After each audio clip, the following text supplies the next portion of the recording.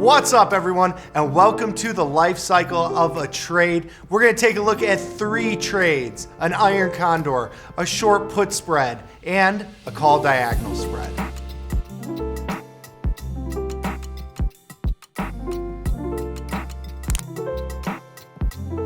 What's up, everyone? Today is a big day in the market. So you've got NVIDIA earnings after the close today. E-minis right now down 9 points. We've bounced all the way back. We're basically at highs here, just a skosh off the all-time highs here. For today, rather than going into NVIDIA directly, which I already have a position on, I'm going to go into SMH. SMH is the semiconductor ETF. It has a 22% weighting of NVIDIA within the ETF, so a very big portion of this ETF is going to be exposed to NVIDIA earnings after the close today, along with some of the other semiconductor stocks within the basket. So you will have some exposure. You will have some heightened volatility here. You can see IV rank is 69. It's pretty liquid. It's not the most liquid underlying. You can see it's 20 to 30 cents wide, which isn't bad for a $200 stock, but it's not exactly great. But it is liquid enough to trade, and I want to get a little bit of that exposure to some of the heightened volatility into NVIDIA earnings. So we're going to just do an iron condor here, try and sell some premium out of the money, try and capture some of that. We usually look for around a 20 delta on the short options, just to give you an idea of where that is. So we'll call it the 220 on the put side. On the call side, we'll say the 275. In terms of how much risk we typically allocate, I usually do 10, maybe 15 points wide in terms of the spreads on either side. That totally depends on your own risk tolerance. For me, I'm going to go $10 wide and just see what this trades at. It should trade somewhere around 1/3 the width of the strikes. Here we go. It trades at about $3.25 or so here, which is roughly 1/3 the width of the strikes. You can see it's a $667 total risk, 660 some odd dollar buying power. You've got a 57% probability of success. When you collect 1/3 the width of the strikes, it usually sets you up with a 50 to 60% probability of success when you collect somewhere around that. Just to give you an idea of where our risk would be, so 220 and 275 are our short strikes, so it'd be roughly down here, and 275 would be basically at the highs on the upside. So just a delta neutral trade here, trying to play into that high implied volatility that we're seeing in the space, along with that binary event that we have after the close here. So I'm going to put this in at 330, right at the mid price, see if we get filled. We can always cancel and replace that. There we go, 330 filled on our SMH Iron Condor. Next trade that we're going to look at is this SMH position. So we've had a nice vol contraction. We've had a little bit of a bounce, which is what we needed here. And this position has gone from $3 in $3.30 credit down to a mark of about $1.80. So about $150 profit. We'll see if we can get filled on that position. When I'm looking to get out of some of these positions, one of the key things that I look for is the long option. So when you're looking at your options, if the long option has no bid, meaning it's worthless, like if we were looking on the upside and we had a long option that was at, 330 or 335, that's a penny at 7 cents offer, those options are going to be very hard to fill because they're nearly worthless. So we don't have this problem here because all of these options have value. You can see there's a little bit wider of a mark here, so that might mean that this mark that we have currently, we might have to adjust the price up, or we probably will have to adjust the price up. But all these options have value, so not worried about getting out of this position altogether. So we'll try and get filled right here at the mid price, free up some capital, another key of managing positions. So there we go. We got out 183. $147 on that one, so that was a nice little trade.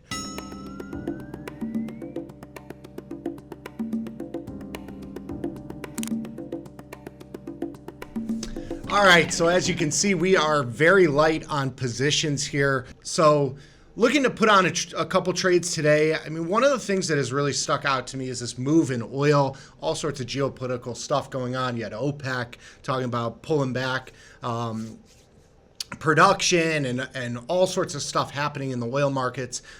Oil has dropped from the mid 70s or high 70s all the way down to, the 60 handle, which we haven't really seen for most of 2024.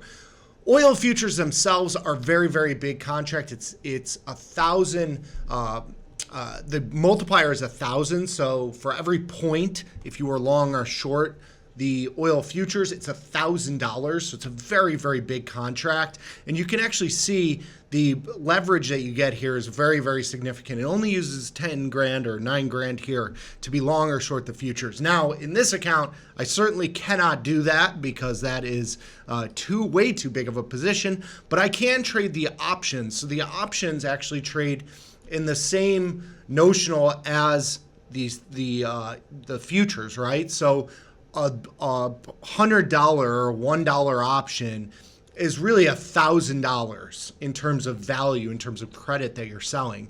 A spread then, if you were to do a 1 point wide spread, is going to be notionally equivalent to $1,000. It's $1,000 per point. It's a 1 point wide spread. So when you're looking at this spread, a credit of 18 cents is $10 per point, or $10 per tick, I should say. So at $10 per tick, at an 18 cent or so credit is going to equal $180 in terms of actual value.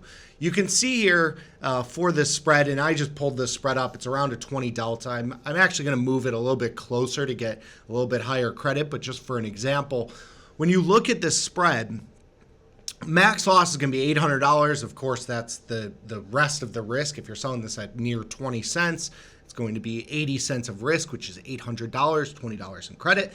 The one interesting thing with futures is that you'll see that your buying power effect is actually going to be lesser than the max loss to start for that position. And this is because of span margin. So span margin allows extra relief on and is specific to futures contracts in that it calculates a risk based on a number of factors, from days till expiration. It incorporates volatility. It incorporates how close to at the money you are. So this will certainly change. We can even just pull up, just to give you an idea of like a closer at the money spread is going to use about $200 more in buying power just because it's closer at the money, it has a higher delta. The time aspect is the same because we're looking at the same expiration, but just to give you an idea of the risk here and the potential for changes in the buying power, it won't exceed that max risk though. So when you trade a spread in a futures contract, you will not go above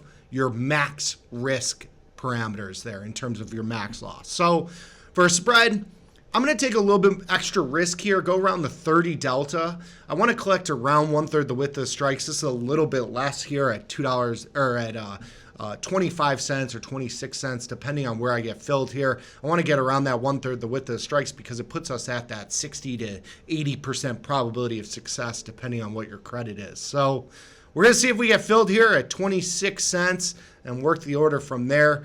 It's a 65 strike for the short, 64 for the long. We're going 43 days out in time into the October 17th expiration. So we'll do this at 26 cents, see if we get filled here.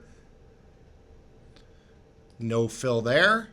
Of course, we can cancel and replace that. We'll go to 25, see if we get filled.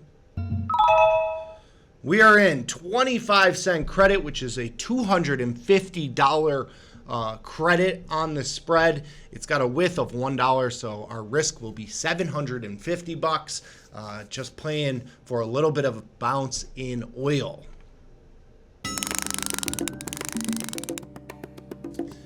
All right, so we are having a fantastic morning in the Johnny Trader portfolio today. We've got E-mini S&P 500 futures up 90 points. You've got the NASDAQ up 475. The Dow's up significantly. The Russell's up significantly. Oil's up. It's been a great day for our trading. We did just have the rate cut decision that happened yesterday. Lots of volatility priced into that event. The market has responded significantly to the upside here. We've got a bunch of positions that we need to close out, and these positions, they haven't needed really any management to them. They've worked out since the beginning, and it's just time to start managing positions. When you are managing a portfolio, You want to get long into lower prices and short into higher prices. And as you get, in this case, a market rally and a lot of things start working in your favor, with short premium, you only have a certain amount of profit that you can make on your positions. You have capped profit potential. And as you get closer to expiration and as profits are on the table, you can only make so much more. So at a certain point, you have diminishing margins of return. So when we have these sort of moves in the market and we have a bunch of things work in our favor, instead of trying to get every last penny out of the positions, we tend to manage winners. And that's a key to what we do in our trading portfolio. So today we're going to manage winners. We're going to take off some delta exposure. We're going to take off some risk into what has been a fantastic morning here and couple weeks. So first position that we're looking at is actually a futures position that we put on in oil. So oil futures, it's been just a couple weeks here. I mean, we kind of painted the bottom here when we're looking at it. It was at about 70-ish. About 66, 68-ish. So we've had about a $2 rally in the oil futures. It's been exactly what we needed here. This put spread, it's out of the money. We had some long delta. The stock has gone up. We're going to take that long delta off. Again, this is getting short delta, so to speak, in that we are taking long delta off into an up move in the oil futures. It's exactly what you want to do.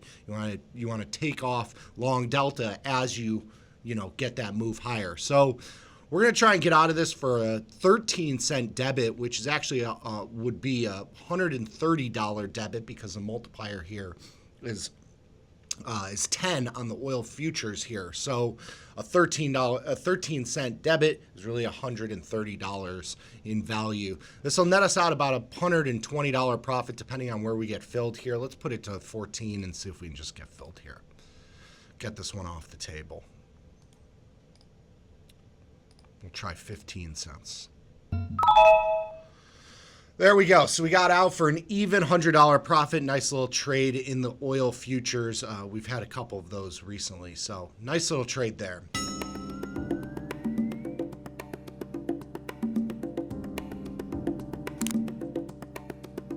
All right. So looking at one of the biggest stocks in the world, NVIDIA here. We've had some two-sided action in the markets. NASDAQ is down 40 here. You got the E-minis up to volatility futures, I should say, getting up to 19. It's near the high here over the last two sessions. We got into the 20-ish handle. Definitely been some volatility in the markets here. So NVIDIA has had all sorts of bad press over the last couple sessions after earnings. So you had earnings, it kind of opened inside the expected move. You had some weakness in the market to end the week. You had some weakness on Tuesday. You had this whole subpoena thing come out. NVIDIA has fallen all the way back down to 106. I think it's time to take a little bit of long delta here into this move. So one of the trades that I like to do to get a little bit of delta is a diagonal spread. And usually, if I'm doing a longer duration trade, I'll go somewhere for the 30 to 40 day for the short option, on the long option going somewhere around the 70-day expiration. If you wanted to do this shorter term, you certainly could do an October-September spread, but I'm looking to take this a little bit more duration and kind of play into giving myself a little bit more time to be right. So if I'm going to November here, I typically buy around a 40 delta option. So we'll call this a 115 strike, which it was trading at the start of yesterday. So it's had a big move to the downside. So the 40 delta is going to be our long delta, also our positive gamma position. In the October expiration, I'm going to sell around a 20 delta against it. So somewhere around the 120, 125-ish mark, something like that, to add a positive decay component and also to reduce the cost of the trade. I want to get these costs down to $500, $600, $700, which is what my risk tolerance is normally in this portfolio. So I'm looking at, because I got a little bit extra delta on this 115, I'm going to sell this 125. It sets it up for a $4.63 debit. When you look at this on the analysis mode, the curve, you can see that you have a pretty sizable potential profit if we do get back to, that 115 to 125 mark. We can even use the analysis mode to kind of simulate time, and you'll see how this risk profile changes as time passes. Even if you go all the way to the the October expiration, that'll basically simulate all of the premium coming out of this option because it would be expired here on October 18th. $2 and so of extrinsic value is what I would capture from that. If we did get a rally, this would all be intrinsic value. The extrinsic value in the short option would decay. You'd get the best of both worlds. Of course, you give up some of the profit potential if you explode higher, but I'm not worried about giving up the tail in exchange for getting some positive decay on my side, which is what I'm doing with that short option. So we're going to try and get filled here. 479 is what we'll route it at the mid price, or just a penny above the mid price here, and see if we get filled here. And there we go. We got filled. So we got filled on this call diagonal spread. We're long the 115 in November, short the 125 in October expiration. It leans about 20 deltas long-ish here into what has been a very, very steep drop in NVIDIA. So we'll see if we can get a bid in NVIDIA over the next couple weeks. Manage this for $100 to $200 profit here.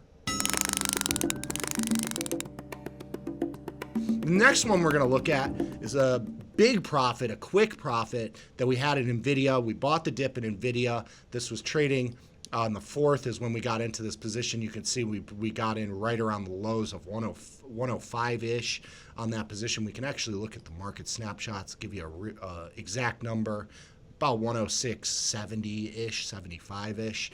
So the stock has, with the rest of the market, moved significantly higher, and it's time to go for this position. This call diagonal spread, we were long the November call, the 115 strike call. We were short the 125 call, and just to give an idea of just the value of this call. So it's only been about 2 weeks, and this option, we originally sold it at $2.40 into what has been a very, very big rally in NVIDIA from 106 to almost 120 over the span of 2 weeks. This short call only cost us about $160 based on where it's marked now. So we get the question all the time of why not just buy the call, or why not just buy the put and play the other, play for that directional move.